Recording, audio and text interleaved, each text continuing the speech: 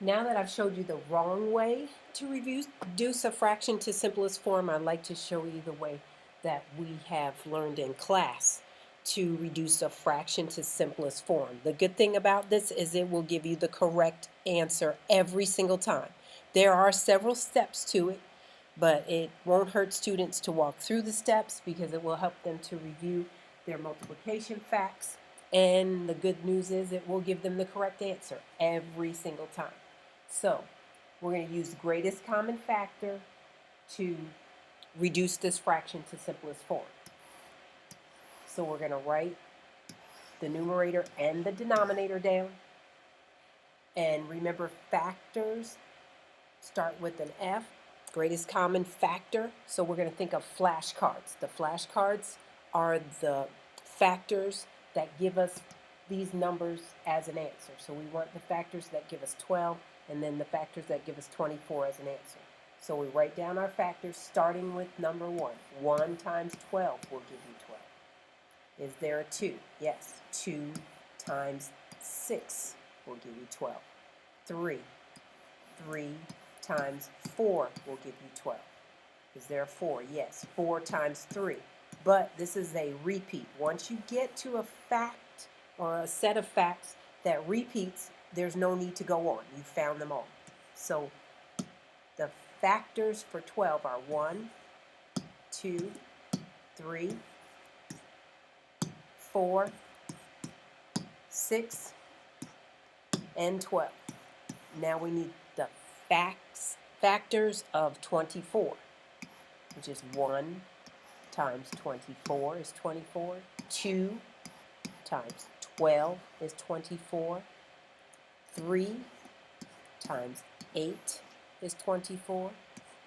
4 times 6 is 24. 5, there's no number for 5, so now we have 6 times 4 is 24. Again, this number repeats, so we don't have to use that one. And we've now found them all. 1, 2, 3, 4, 6, 8, 12, and finally 24. And the reason we write them down here is because students tend to forget some of them if they write them up here only. And we can see them down here, and then as we try to figure out which ones they share in common, it will be much easier to do that.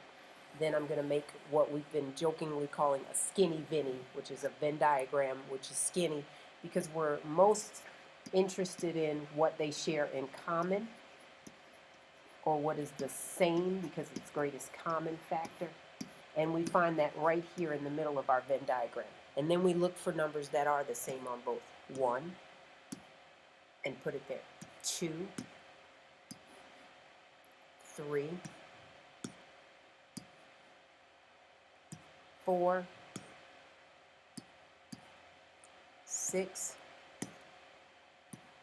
We're not worried about 8 because it's not shared in common. And finally, 12 is on both lists.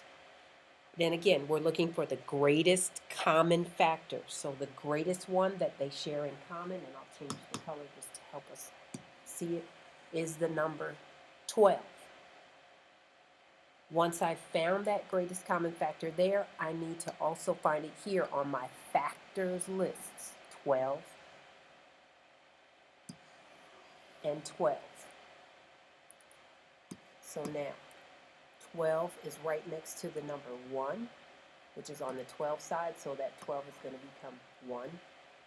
And this 12 is next to the number 2, which is on the 24 side, and that's going to become 2.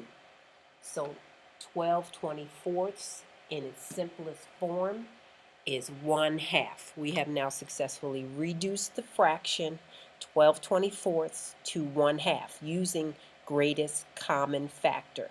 And I showed the students this. It is a little lengthy stepwise, but we'll always come up with the right answer. If you start dividing, you may have to keep dividing to get it down to its lowest terms or its simplest form. And again, 1/2 is the only answer they're going to accept 4 12/24 reduced to its simplest terms. All of those other fractions in between will be marked wrong if they're given as an answer. If you have any questions, feel free to put them in the reply section and I will try to answer them for you. And I hope this makes it clearer as to why we use greatest common factor to reduce our fractions to simplest form. See you in class.